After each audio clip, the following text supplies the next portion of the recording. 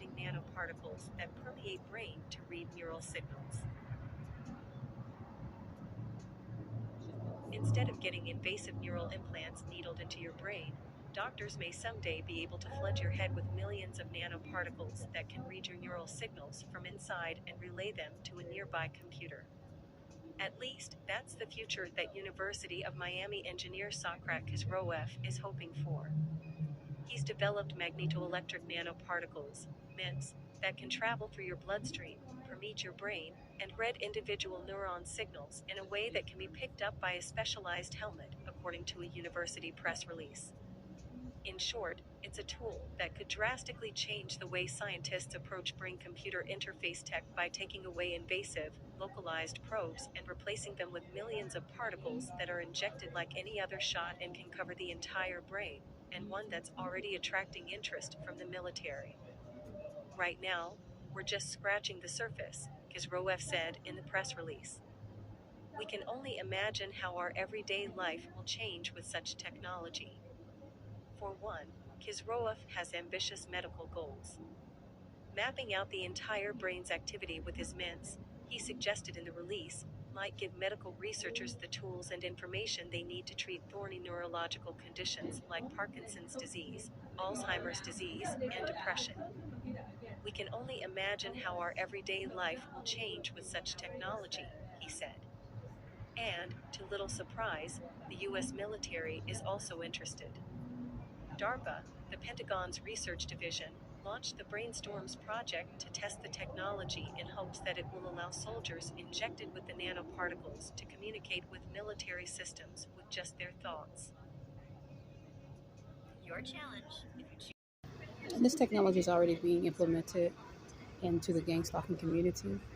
This is how they're able to monitor to see what you're seeing, to also play psychic, know where you're going, know what your plans, know what your thoughts are, monitor your sleeping, affect your sleeping, affect your uh, physiological and biological habits and movements as well.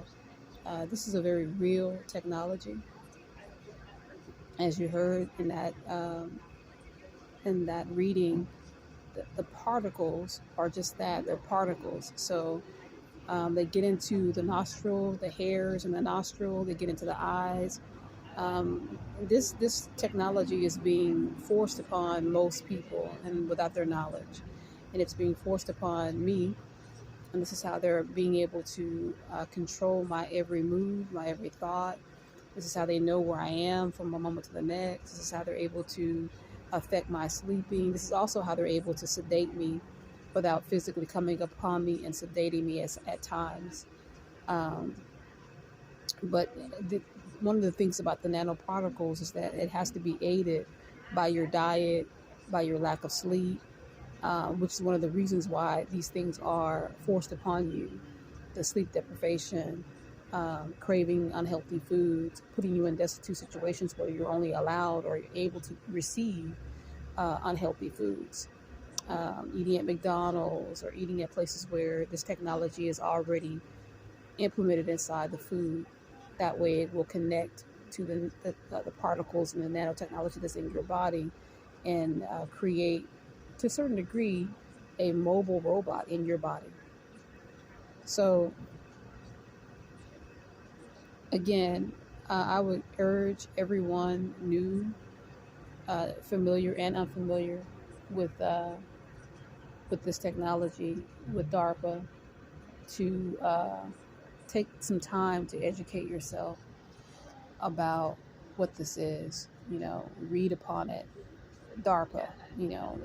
Fast forward or rewind back to the first this video, and you can see who the company is, who they're tied to. They're tied to the Pentagon, the CIA. These should be key words for you to understand what it is you're up against and what you're dealing with, and how they mask these evils that they're using as war tactics, because that's exactly what it is. It's war tactics and war crimes, pretending that it's being used for good. It's being used to help, victims of the war, victims who have lost their limbs, victims who have had brain injuries or brain damage.